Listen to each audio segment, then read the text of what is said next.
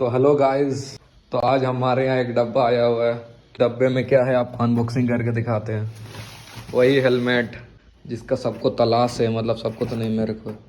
MT का thunder 4 मस्त लग रहा है कि नहीं? नॉइजर भी अंदर में, लेकिन इसका लुक हमको पसंद नहीं है यार। डी लॉक देता तो थोड़ा अच्छा होता। बाकी सब बढ़िया। ब्लैक कलर में अलग ही फील है, बाकी कलर में उतना दमदार नहीं है, लेकिन पहन के दिखाते हैं आप लोग को। रुकिए।